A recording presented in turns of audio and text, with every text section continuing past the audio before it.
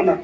కొందరు మంచి చేస్తున్నారు, కొంతమంది చెడు చేస్తా ఉన్నారు. ఆ రోజు అడగలేకపోయారు ఎంతమంది రోగులు ఎంతమంది ఇబ్బంది పడుతున్నారు. ఈ రోజు ఇక్కడికి వెళ్తే ఏది గతి లేదు హాస్పిటల్లో. ఈ రోజు టెక్నాలజీ పెరిగింది, ఇన్ని వేల కోట్ల లక్షలను కోట్ల రూపాయలు పెడుతున్నారు, కానీ ప్రాణాలు పోతా ఉన్నాయి. నిన్న కాక మొన్న 2 రోజుల కింద వెళ్తాను, ఉన్న రోజు ఎప్పుడు వచ్చాను, నిన్న కాక మొన్ననే పోతే 3 యాక్సిడెంట్స్ అయినాయి. ఒక ప్రాణం నిండు ప్రాణాన్ని ఇక్కడ హాస్పిటల్ కరెక్ట్ గా లేకపోవడానికి నేను ఈ రోజు చెప్తున్నా. ఈ డాక్టర్స్ ఫీల్ అయినా, ఈ ప్రభుత్వాలు ఫీల్ అయినా, లాస్ట్ కాంగ్రెస్ ప్రభుత్వం ఫీల్ అయినా కూడా చెప్తున్నా.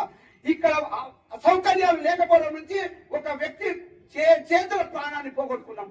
ఆయన హైదరాబాద్ పోవడానికి దాదాపుగా 1.5 గంటల టైం పట్టింది. ఆ 1.5 గంటల టైంలో కూడా రక్తమంతా పోయేసేసి అది చేయలేక డాక్టర్స్ అక్కడ పంపించేసిండ్రు. ఆ ప్రాణం అక్కడే వదిలేడు. హాస్పిటల్ పోయిండు, ఆ ప్రాణం వదిలేసిండు.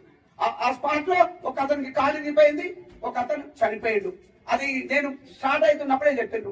వస్తున్నప్పుడు అంబులెన్స్ వస్తే నేను చూసా.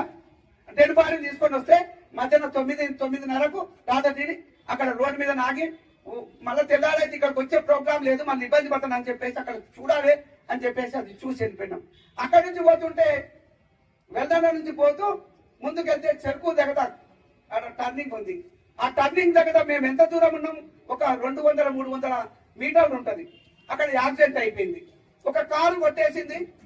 ఆయనకు 3 ఆడపిల్లలు మోటార్ సైకిల్ మీద 2 అమ్మాయిలను తీసుకొని పోతా ఉన్నాడు. ఒక అమ్మాయి